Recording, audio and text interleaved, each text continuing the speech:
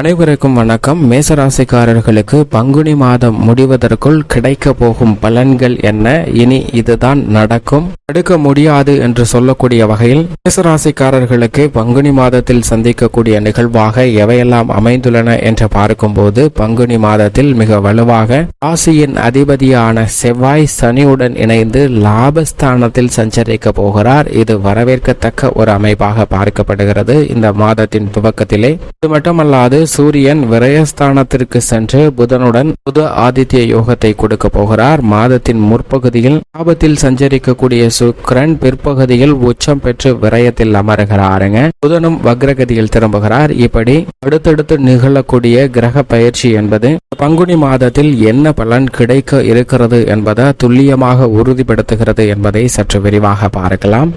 பங்குனி மாதத்தில் கிரகநிலைகளின் அமைப்பை ஆராய்ந்து பார்க்கும் போது நீ இதுதான் நடக்கும், தடுக்க முடியாது என்று சொல்லக்கூடிய வகையில் பல்வேறு பலன்களை கிடைக்கக்கூடிய அமைப்பை சாதகமாகவும் சில சமயம் துரதிருஷ்டவசமாக சாதகமற்ற ஒரு சூழ்நிலையாகவும் அமைந்துள்ளன என்பதை தெளிவாக உறுதிப்படுத்துகின்றன. ஏனென்றால் இந்த தருணத்தில் மிகவும் வலிமை வாய்ந்த முழு சுபகிரகமான குரு தனது நட்பு கிரகமாக இருக்கக்கூடிய செவ்வாயின் ஆட்சி வீட்டில் அமர்ந்திருக்கிறார். இந்த மாதத்திற்கு பிறகு மேசராசியிலிருந்து ரிஷபராசிக்குள் நுழைய போகிறார். ஆனால் இந்த மாதம் முழுவதுமே மிகவும் வலுவாக தனது நட்பு கிரகமான செவ்வாயின் ஆட்சி வீடான மேசராசியில் வலுவாக சஞ்சரிக்கக்கூடிய குருவின் அமைப்பு காரணமாக நல்ல பலன்கள் நிறைந்து கிடைப்பதற்கான வாய்ப்பு நிச்சயமாக உருவாகிறது. ஏனென்றால் அவர் முழு சுபகிரகமாக இருக்கிறார். அவருடைய சஞ்சார காலகட்டத்தை நிறைவு செய்து வீரியம் பெறக்கூடிய இந்த தருணம் என்பது குடும்ப ரீதியாக எதிர்பார்க்கக்கூடிய பல மாற்றங்களை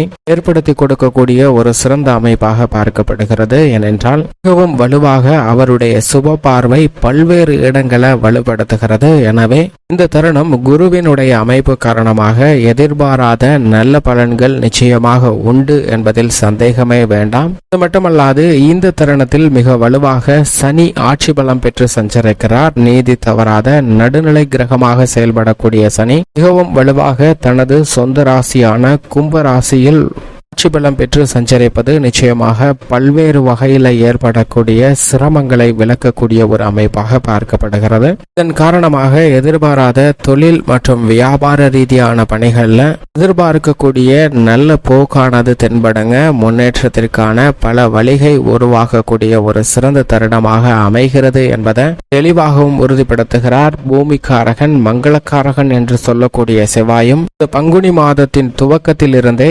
சனியுடன் இணைந்து சஞ்சரிக்க போகிறார். பொதுவாக கோல்சார விதியின் அடிப்படையில் சாதகமற்ற ஒரு அமைப்பாக பார்க்கப்பட்டாலும் கூட இந்த இணைவின் காரணமாக எதிர்பாராத சில நல்ல விளைவுகளும் நிச்சயமாக உண்டு என்பதை மங்களக்காரகரான செவ்வாய் உறுதிப்படுத்துகிறார். ஏனென்றால் மாதத்தின் முற்பகுதியில சுக்கிரனோடு இணைந்து சஞ்சரிக்க போகிறார். பிற்பகுதியில் சனி மற்றும் செவ்வாயின் கூட்டணியானது ஏற்படுகிறது. ஆனால் முற்பகுதியில நல்ல முன்னேற்ற வாய்ப்புகள் சுக்கிரமங்கள யோகம் உட்பட பல்வேறு விதமான நன்மைகள் நிறைந்து கிடைப்பதற்கான வாய்ப்பு உண்டு. மாதத்தின் பிற்பகுதியில் சுக்கிர பயிற்சிக்கு அடுத்து சற்று கவனம் தேவை. ஆனால் சுக்கிரன் மிக வலுவாக உச்சம் பெற்று தனது உச்ச ராசியான மீன ராசியில் வலுவாக சஞ்சரிக்க போகிறாருங்க. எனவே பங்குனி மாதத்தின் பிற்பகுதி மிகவும் சிறப்பான ஒன்றாக பார்க்கப்படுகிறது. சனி செவ்வாய் இணைவு இருந்தாலும் கூட நவகிரகங்களிலே சுகாதிபதியாக இருக்கக்கூடிய சுக்கிரன் உச்சம் பெறுவதால் பல்வேறு வகையான அதிரடியான மாற்றம் பங்குனி மாதத்தின்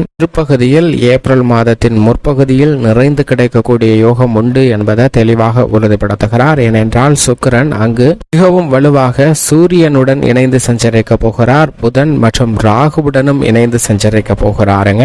4 கிரகநிலைகள் குருவின் ஆட்சி வீடான மீன ராசியில் அமரக்கூடிய இந்த பங்குனி மாதம் பல்வேறு வகையான நன்மைகளை ஏற்படுத்தி கொடுக்கக்கூடிய ஒரு மாதமாக அமைய போகிறது. புதன் நீச்சம் பெற்று இருந்தாலும் கூட இந்த மாதத்தின் பிற்பகுதியில அவர் மேலும் வலுவிழந்து வக்ரகதியில் திரும்புகிறார். இதனால் சில விஷயங்கள்ல உணர்ச்சி வசப்படுவதற்கான ஒரு சூழ்நிலை உருவாகலாம். புதனின் அமைப்பை பொறுத்த வரைக்கும் சற்று சாதகமற்ற ஒரு அமைப்பாக தான் பங்குனி மாதம் முழுவதுமே இருக்கிறது. இருந்தாலும் மற்ற கிரகநிலைகள் வலுவாக சஞ்சரிப்பதால் பல சிரமங்கள் தடைகள் விலகி நல்ல முன்னேற்றம் நிச்சயமாக உண்டு. ஏனென்றால் சூரியன் சுக்கிரன் புதன் ராகு போன்ற கிரகநிலைகள் ஒரே இடத்தில் அமர்ந்திருப்பதால் வேறு வகையான தோஷங்கள் நீங்கி நன்மை நிறைந்து கிடைப்பதற்கான வாய்ப்பு வாய்ப்பு நிச்சயமாக உண்டு. எண்ணம் போல்தான் வாழ்க்கை என்று சொல்லக்கூடிய வகையில் இந்த தருணத்தில் நீங்கள் என்ன எண்ணுகிறீர்களோ அவைதான் நடப்பதற்கான யோகத்தை 4 கிரக நிலைகளின் கூட்டணியும் 2 கிரக நிலைகளின் கூட்டணியும் உறுதிப்படுத்த போகின்றன. எனவே எதிர்மறையான சிந்தனைகள் கருத்துக்களை நிச்சயமாக விளக்க வேண்டும். உன்னுடைய வாழ்வில் நல்லதே நடக்காது, ஒரு கிரகம் கூட நல்லது செய்யாது என்று மனநிலையை நிச்சயமாக மாற்றிக்கொள்ள வேண்டுங்க. ஏனென்றால் சில கிரக நிலைகள் சாதகமற்றிருந்தாலும் சில கிரக நிலைகள் வலுவாக சஞ்சரிக்கும் போது நிச்சயமாக நல்ல பலன்கள் இந்த பங்குனி மாதத்தில் கிடைக்கும் என்பதில் சந்தேகமே வேண்டாம். அது மட்டுமல்லாது கன்னிராசியில் மிகவும் வலுவாக மோட்சக்காரகரான கேது சஞ்சரிக்கிறாருங்க.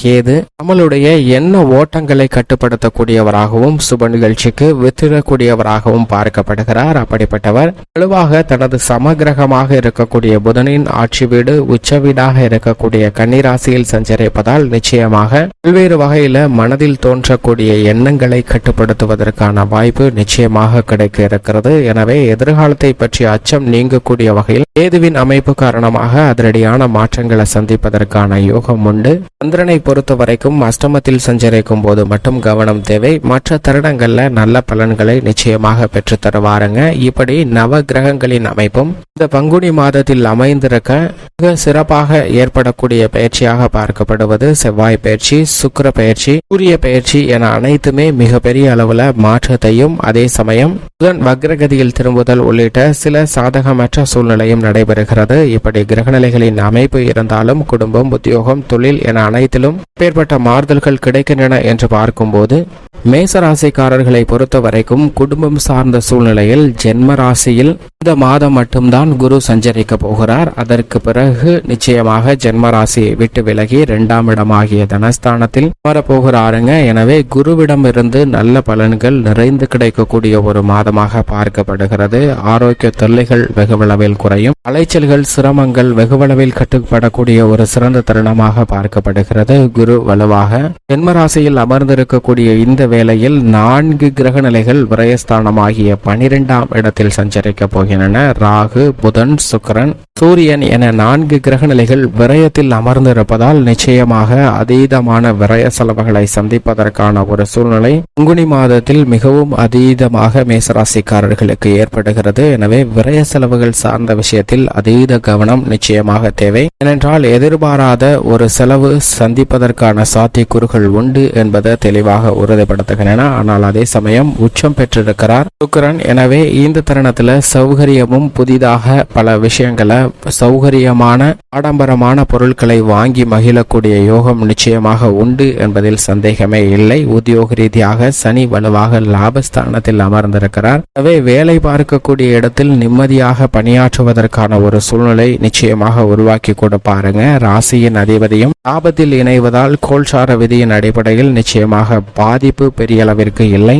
தொழில்துறை வியாபாரத்துறையில் துணிந்து பல முதலீடுகளை இந்த தருணத்தில் மேற்கொள்ளலாம். நீங்கள் எதிர்பார்க்கக்கூடிய நல்ல முன்னேற்றம், புதிய ஆர்டர்கள், ஒப்பந்தங்கள் என அனைத்தும் மிக சிறப்பாக கிடைப்பதற்கான யோகம் மேசராசிக்காரர்களுக்கு உண்டு. கலைத்துறை ரீதியான பணிகளில் சுக்கிரன் முற்பகுதியில் பெரும்பாலும் ராசியின் அதிபதியுடனும் சனியுடனும் இணைந்து சஞ்சரிக்கிறார். எனவே இந்த தருணத்தில் புகழ் பெறக்கூடிய வகையில் நல்ல வாய்ப்புகள் நிறைந்து கிடைக்கும். அரசியல் சார்ந்த பணிகளும் மிக சிறப்பாக அமைவதற்கான யோகம் உண்டு. மாணவர்களின் கல்வியில் முன்னேற்றமும் விவசாயம் சார்ந்த பணிகளில் மத்திய மாநில அரசின் சலுகையும் நிறைந்து கிடைக்கக்கூடிய யோகம் உண்டு. பெண்மணிகளை பொறுத்த வரைக்கும் குரு, சுக்கிரன் ஆகிய 2 கிரக நிலைகளின் அமைப்புமே நிச்சயமாக வரவேற்கத்தக்க நன்மையை ஏற்படுத்தி கொடுக்கக்கூடிய அமைப்பாக பார்க்கப்படுகிறது. எனவே பெண்மணிகள் சந்தித்து வரக்கூடிய சிரமங்கள் இந்த பங்குனி மாதம் முடிவதற்குள் நிச்சயமாக மிக பெரிய அளவில் குறைந்து மகிழ்ச்சி அதிகரிக்கக்கூடிய யோகம் உண்டு. மேலும் சாதகமாக மாற்றிக்கொள்ள நிச்சயமாக மேசராசிக்காரர்கள் உங்களால் இயன்றவரை மற்றவர்களுடைய பசியை தீர்க்கக்கூடிய வகையில் அன்னதானம் செய்யுங்கள். ஏனென்றால் அடுத்து நடைபெற இருக்கக்கூடிய குரு பயிற்சி உள்ளிட்ட